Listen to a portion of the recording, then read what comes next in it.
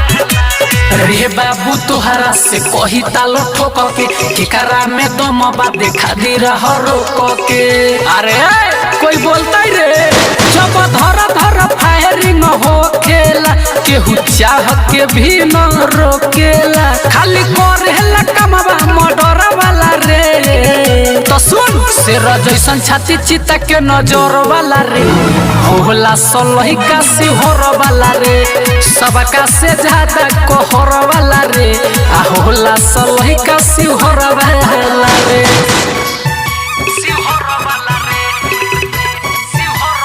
Brand recording studio बसंत बाजार।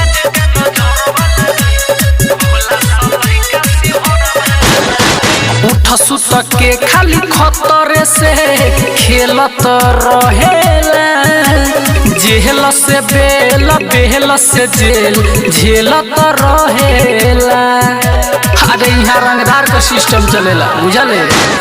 उठ सुत के खाली खतरे से खेलत रहेला अरे जेल से बेल बेल से जेल झेलत रहेला। पूछली है जानत होई तोहर घर वाला रे शेर जैसन छाती बाज के नजर वाला रे वो खेला लइका सिहर वाला रे अरे सबका से ज्यादा कहर वाला रे होला सलहिका सिहर वाला रे।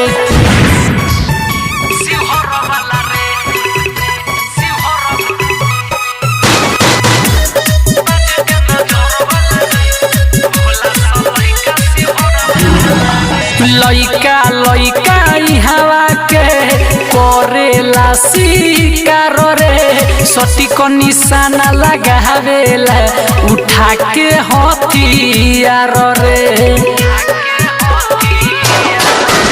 लइका लइका हवा के करेला शिकार रे सटीक निशाना लगावेला उठा के हथियार रंजन रसिक दिलीप के शहर वाला रे शेर जैसन छाती बाज के नजर वाला रे तो बुझिए हलही का सिहर वाला रे अरे सबका से ज्यादा कहर वाला रे होला सलही का सिहर वाला रे।